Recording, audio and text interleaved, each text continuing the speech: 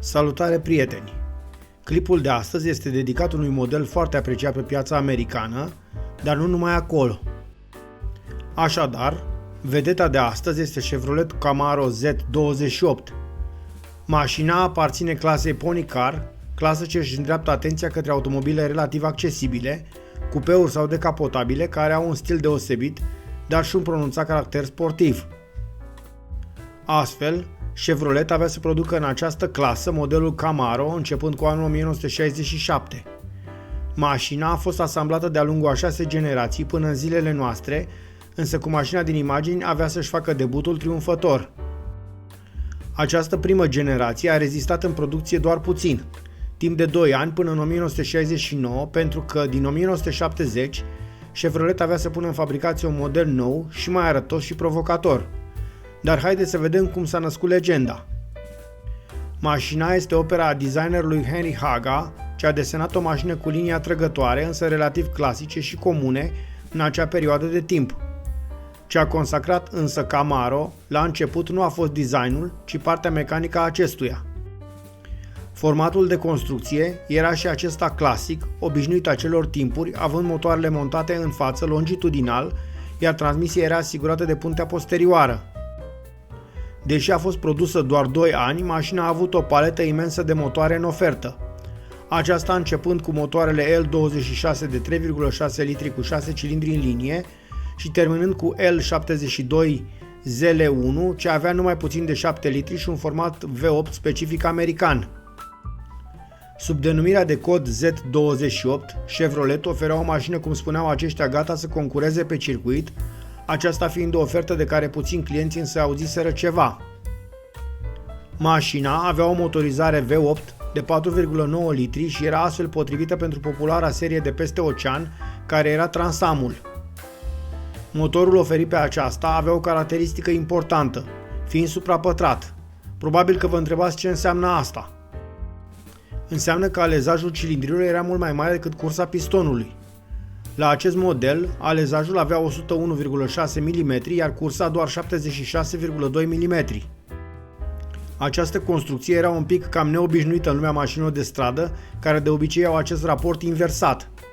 Asta înseamnă că avem la dispoziție un motor special, practic unul de competiție, motor ce își releva capacitățile, în special la turații ridicate. Puterea anunțată de producători era de doar 290 de cai putere la 5300 rotații pe minut, însă aceste valori erau intenționat subestimate pentru a menține scăzută valoarea primelor de asigurare pentru această mașină. Însă automobilul era în realitate un monstru de competiție. Deghizat astfel, era cumpărată fie de sportivi, fie de cei ce cunoșteau acest mic secret.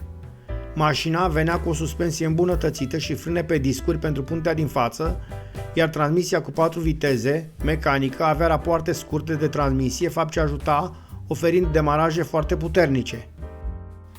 Mașina se comercializa fie cu dungile specifice de curse, fie fără acestea, ascunzând în acest fel inclinația spre sportivitatea acestui model. Z28 de asemenea beneficia de o galerie de admisie cu un filtru de aer cu un element deschis, respirând în acest fel cu mult mai bine. De asemenea, versiunea Z28 avea în producție jante ceva mai mari, pe 15 inci în loc de 14, așadar o valoare ceva mai mare decât întreaga serie, fiind astfel superioare și putând avea frâne cu dimensiuni sporite, așadar mai eficiente.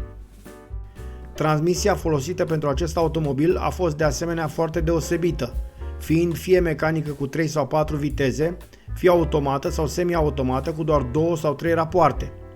Vă imaginați ce motoare elastice și ce versatile erau acestea, de puteau fi utilizate doar 2 rapoarte de transmisie în cutiile de viteze. Oferta de putere a acestor motoare era de altfel foarte extinsă, pornind de la 140 de cai și mergând până la 430 de cai putere. Totuși, până chiar și cele mai firave ofereau 298 de Nm la 1600 rotații pe minut, un lucru care spune foarte mult despre aceste motorizări.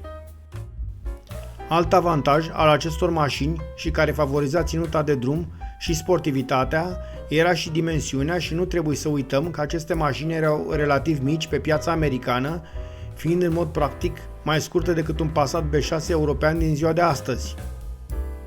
Astfel, având aceste caracteristici deosebite, Chevrolet a reușit cu Camaro să cucerească America și piața automobilelor de sport, dar nu numai aceasta, pentru că modelul a fost produs în multe alte locații de pe glob, fiind asamblată în Caracas, Lima, Manila și chiar pe continentul european la Antwerp, în Belgia.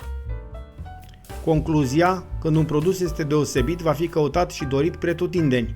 Iar acest lucru, în mod clar, se poate spune despre Camaro, o mașină iconică și adorată peste tot în lume.